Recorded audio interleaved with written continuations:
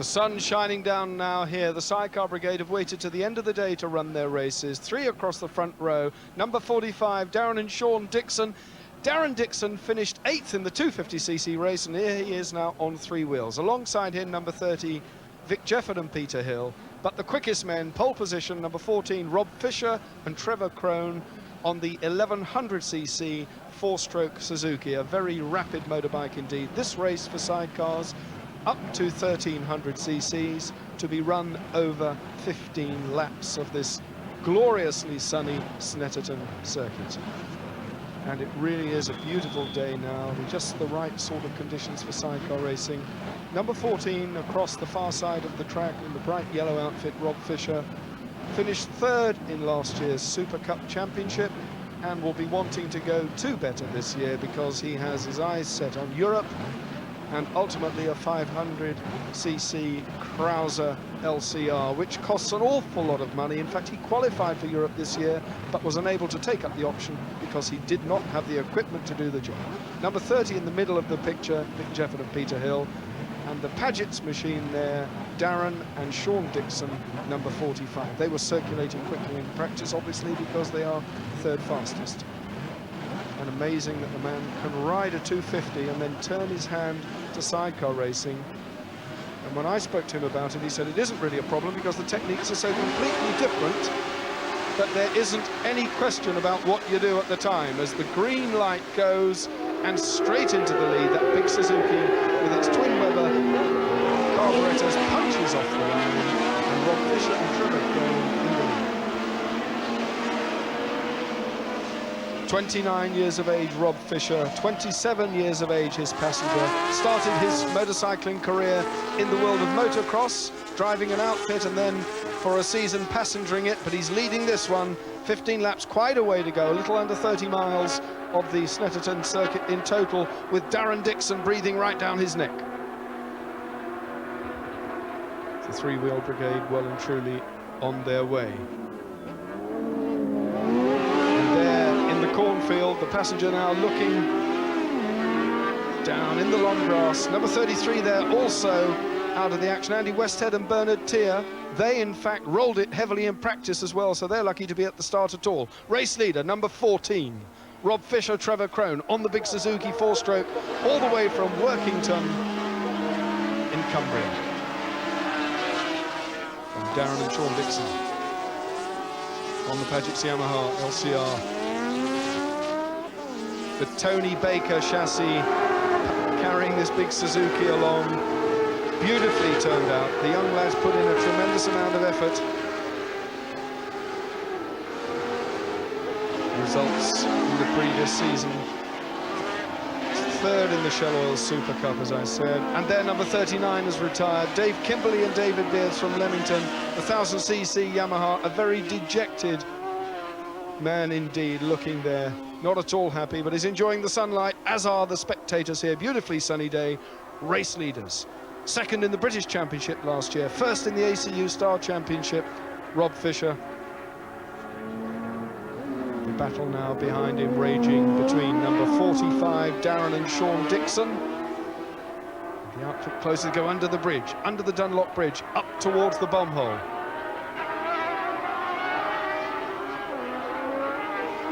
Ahead of Dixon, it's still number 30. So that's Vic Jefford and Peter Hill. So this really is a good race now. These are the front position men as Rob Fisher goes and locking up a wheel there. A bit of smoke puffing out the back, but in fact Dixon is still in 3rd. He can't do anything about it.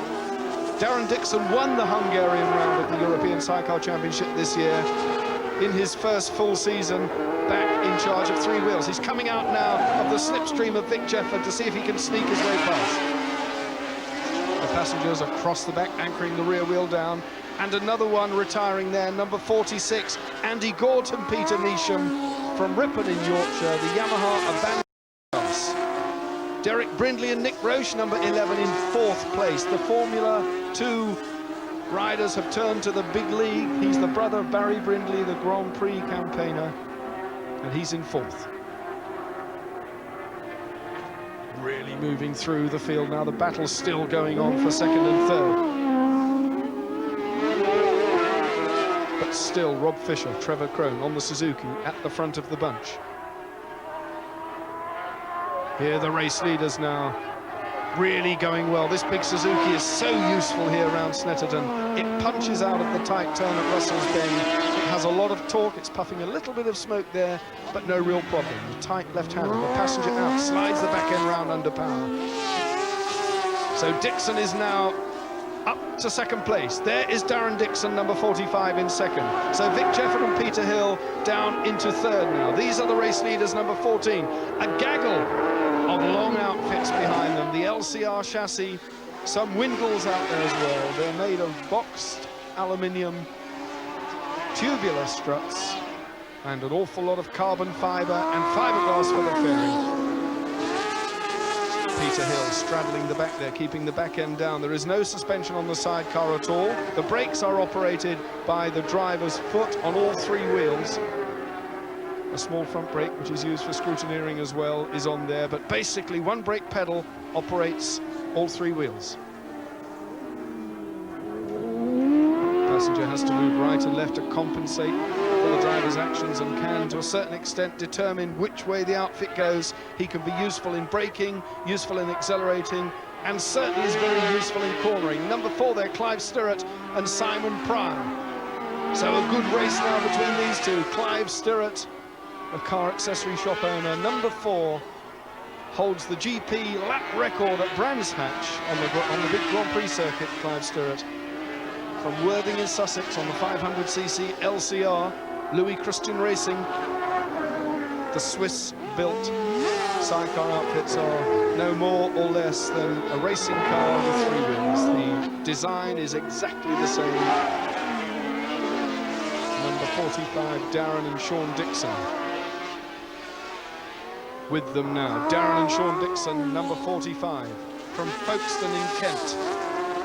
8th finisher in the 250cc solo race, jumped off into the three-wheeler, and he is now in second place, going well, but he's being caught by the third place man. Number 14, Rob Fisher, already well away now in the lead. The battle really on for second. Dixon in second. That's still Vic Jefford and Peter Hill, Derek Brindley, Nick Roche, Mark Reddington and Clive Stirrett down in 6th. So Stirrett has dropped back 1 place. Second place man now. The crowd has stayed on here to witness what is really turning out to be a superb three-wheeler spectacle. And this new bend down at Russell's is giving them something to think about, whereas previously they would have powered through their flat out on the left-hander. It now means going all the way down to first gear, braking hard, turning left and accelerating out. And that is where the big Suzuki comes into itself. Number 11, Derek Brindley and Nick Roche in 4th place from Bawtry, the 1981 F2 champ. From the Brindley family, sidecar racing's in their blood. And with him now, Derek Brindley, number 11, 4th place man.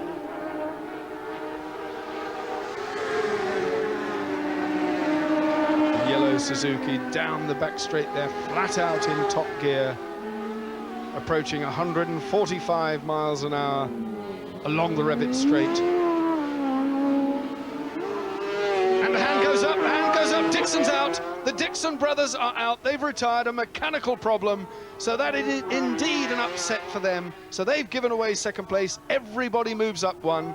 These are the race leaders. Number 14, Robert Fisher, Trevor Crone from Workington. Fisher, the charge hand fitter, 29 years of age, with his passenger of 5 years. Trevor Crone, just 27. Already some titles under their belts. 1989 was their most successful year, qualifying, as I said earlier, for European Championship, but were unable to take up the option simply because they were restricted by finances. So they had the Suzuki engine reworked, and it certainly is delivering the goods now. Number 30 in second place. So number 30, again, Vic Jefford and Peter Hill from Leyburn in North Yorkshire on the 700cc Baker Yamaha. So a Tony Baker chassis leads. A Tony Baker chassis is in second place, and Baker, of course, himself a Grand Prix sidecar racer of no mean ability. Derek Brindley, Nick Roche up to third. And number 6, Mark Reddington and Robert Parker from Stourbridge in the West Midlands in 4th place. Joint 8th in the 1989 European Championships, Mark Reddington. The European Sidecar Series, one below the Grand Prix, and it's within the reach of every good national runner to go to Europe and score some points. But of course they have to qualify, they have to be graded in order to compete. And it does seem to be the attraction. Most of them go over there and get a good result. Darren Dixon, having won the first round in Hungary, retired from 2nd place in this race, went in a very, very strong position and looking like getting 2nd all the way to the flag. But these are the race leaders on lap 8, over half distance now, for Rob Fisher and Trevor Crone. Their ultimate aim is to raise enough money to buy and run a Crouser outfit, which they can then enter for European competition. The capacity limit being 500cc, therefore the big Suzuki is no good in Europe.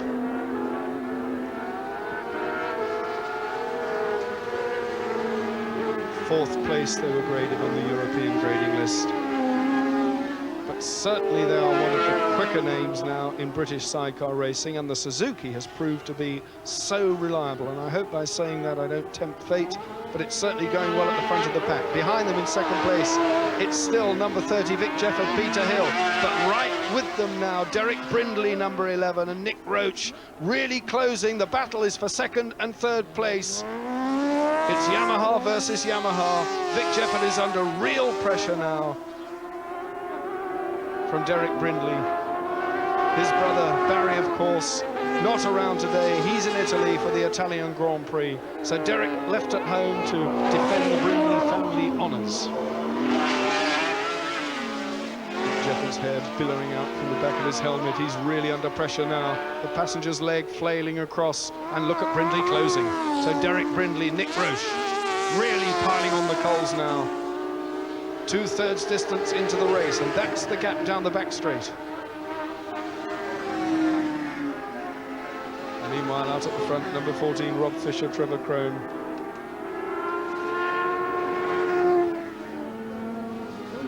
Beautifully in control, but it does appear that the battle for 2nd and 3rd has caused the other two to close up a little bit on the race leader. Need to get the watch going, see what the split is. In fact, the split's in front of me. Just a fraction of a second in it between 2nd and 3rd, and only 2.1. 2.64 as I speak. So Jefford is there, number 30. And look how close Brindley is now, within a whisker of the tail end of the passenger. Peter Hill tucks down, the heads go down to minimise the wind resistance. They know when to look up because they feel the rider back off the power change down. So up they come for the right-hander. And Brindley looking for every opportunity. Is there a way through? If Vic Jefford carries on riding the tight lines the way he's doing, there's no way at all through for Derek Brindley, but he's looking for it. The Paget's Yamaha snaking there, sideways, trying to throw itself off the circuit.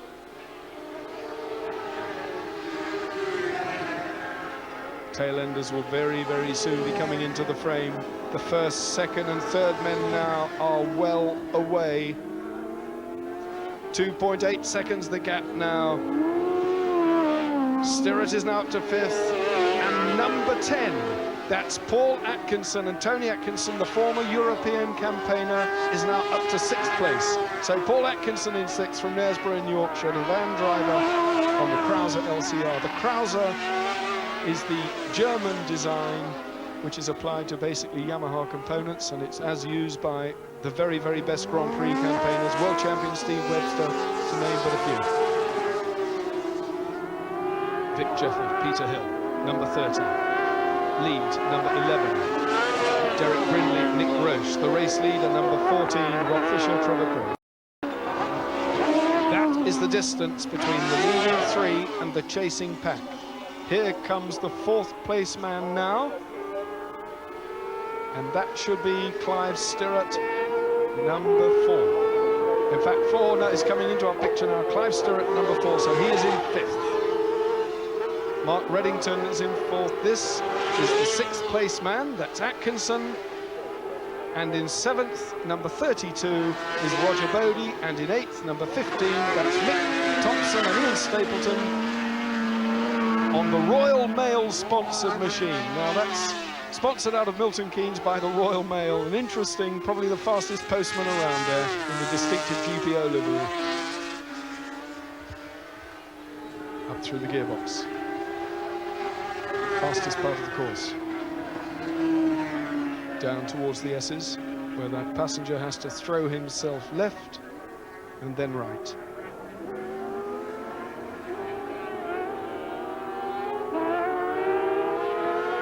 Roger Bodie, Andy Peach, and Mepham in Kent, number 32, and right behind them, Thompson. And a retirement there, number 7, that's Eddie Wright and Steve Campbell. So Eddie from Leeds is out of it in the grass. He said to me before the race, I hope the gearbox holds up. Could it be gearbox? But Eddie Wright is out of it. Right out in the grass, so that's a pity for Eddie. He wasn't in the top 6, but he certainly won't finish in the top 6 now. This is the race leader, number 14, Rob Fisher, lapping number 23, Dave Molyneux and Alan Langton from the Isle of Man. So the Manxman has been lapped. He'll be more at home when the TT gets underway, but Snetterton, a very different kettle of fish. And look over the shoulder by Rob Fisher just to see where the enemy is. But he's out on his own and going very nicely. 10 points he'll get for this. Everything looking good for the next round, June the 24th at Cadwell Park of the Super Cup Series. All points count, 10 for a win, 9 for second, and so on. Down to 10th place and 1 point. But still the battle raging between Vic Jefford, number 30, and Derek Brindley as they lap a tail ender. Brindley is climbing all over the back of Jefford's outfit, trying to find a way through. 23, and look at Brindley going for the inside line, but there's no way through. Vic Jefford smartly nips across and closes the door. The Baker chassis handling beautifully ahead of the LCR. And going on the left-hand side of a tail ender there, Derek Brindley looking for an alternative, but there's still no way through, and the gap is far too long for him to do anything about it. It seems that Vic Jefford's engine is just so quick down that back straight. Derek Brindley has no real answer.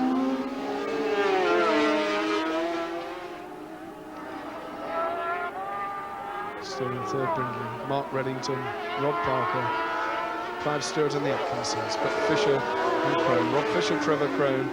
This battle for second and third place though, it's going to go all the way down to the wire because Brindley now is attacking again on the wide line. He's going to try and chop back through, and he's having a go. We're coming right through the most difficult part of the circuit, and they have to slipstream now up the start-finish area.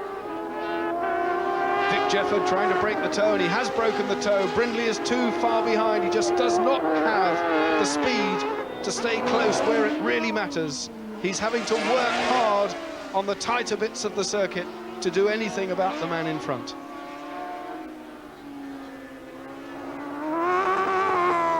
Number 11, Brindley. Oh, nearly lost the front end there. But he corrected quickly. There's a tail ender. No, it isn't, I beg your pardon, it's Rob Fisher ahead. They are closing on Fisher. Well, the camera angle foreshortens it, but certainly they are all within touch of each other. They're all on the Revit straight. Here's the leader, they're coming to the S's, and they're very close now. They are all very, very close. The battle between Vic Jefford and Derek Brindley has taken them within sight now of Rob Fisher and Trevor Crone. Could it be that they find a way past the big Suzuki at the 11th hour? Now that really will be exciting stuff, and it'll give the crowd the sort of sidecar race they came here to Snetterton to see. Brindley still, and they're really now on the tail of Rob Fisher. This is a tremendous sidecar race. Brindley in the slips.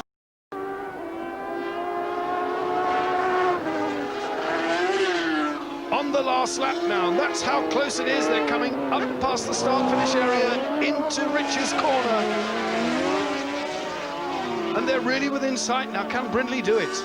This is the race leader. He may have been getting pit signals that he's had to just ease off a little bit. But if he's not to be passed, Rob Fisher will have to do something. Those two Yamaha outfits are really in touch now. The top three, there's nothing in it. Fisher and Crone are almost caught. That's how close it is. So we're going to go to the S's, all the way down to the wire in this, the last lap of round one of the Sidecar Super Cup. And there must be a problem. Fisher has slowed so dramatically. And he's in danger of being caught. It looks as though Brindley has come through. So it's all going to be on a dash. Brindley and Jefford side by side. Brindley on the outside line, but Jefford's still there. This is the sort of action we've become used to from the leaders in the Sidecar Brigade, but these men are giving it their very best shot, and all Fisher has to do is hold it now on the sprint to the line. It's Fisher, Jefford and Brindley are side by side, weaving all over the place. Fisher gets it from Jefford and Brindley. That was a classic sidecar race. Fisher and Crone delighted, Brindley a little disappointed. Jefford must be thrilled, but they got that one by a whisker. All acknowledging that superb three-wheel competition, and the sporting Sidecar Brigade, as ever, congratulating each other on the slow-down lap. But what a super start to the 1990 Super Cup season. A win for Rob Fisher and Trevor Crone on the 1100cc Suzuki. So after one of the closest sidecar finishes we've seen in many a long time, Rob Fisher, Trevor Crone took the win from Vic Jefford and Peter Hill. Derek Brindley, Nick Roche